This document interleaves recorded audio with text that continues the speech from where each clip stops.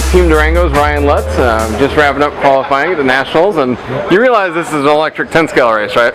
No one told me. Oh, okay, well now that we got that out of the way, you actually had a pretty good weekend so far. Tell us a little bit about, you running 3 classes and made 3 A mains, so. Yeah, you know, short course is kind of a short field, so I expected to make that one. 4-wheel I can generally do good. I just normally have a little bit of bad luck, but I know I can make the A in that. And 2-wheel was a big surprise. You know, I came in with a 7 and an 8, and that's kind of like on the edge. I'm like, probably BQ or something, my luck.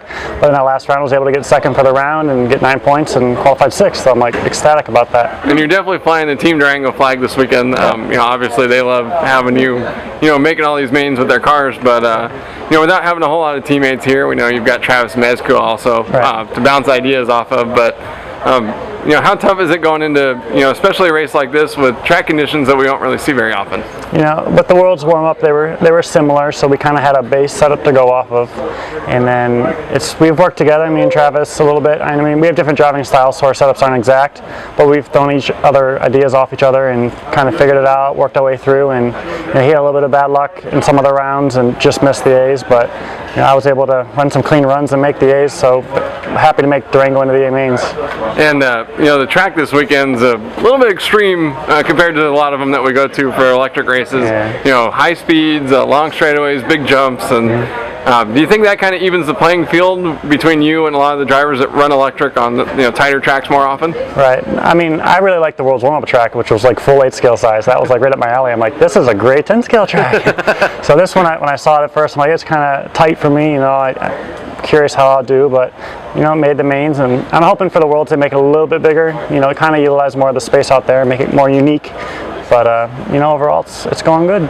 And what do you think of, when you have such difficult obstacles, like, we've got 2 pretty tough jump sections on the track, a lot of elevation changes and, really tight S corners, and what's that going to be like when we get into heads-up racing tomorrow and people are actually battling for position? It's going to be a freight train, and I think a lot of the overtaking is going to be on people making a mistake. That's kind of why I necessarily don't like 10 scale a lot, because you can't really race side by side so much because the lanes are so tight and there's like one line.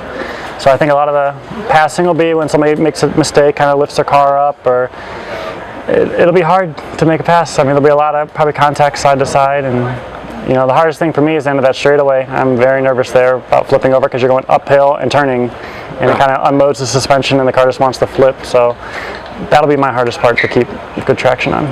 And we've seen that more often in short course than the buggy classes. Obviously, the trucks are taller, a little bit more tippy. So, and then when you're running 3 different classes, 3 very different driving styles, and all the A mains are just within a few races. So, how tough is it to go back and forth between different platforms? And you only get a couple of laps of warm up before the races start, so you have to quickly adapt to driving different cars. Right, and it's definitely a challenge. Normally, though, I run 4 to 5 classes at some of the nitro races, and so I'm kind of getting used to that. Adjusting my driving style on the fly and just adjusting to whatever car I have on the track at the time. So hopefully that experience will pay off tomorrow. We've got a really big driver stand here, but you're a good, 7 to 10 inches taller than most of the drivers. Does that extra perspective help? I think some people might think it does, but I've always had it, so I don't know. Well, thank you for the interview. It's been a blast watching you drive this weekend, and good luck tomorrow. I appreciate it. Thank you, guys.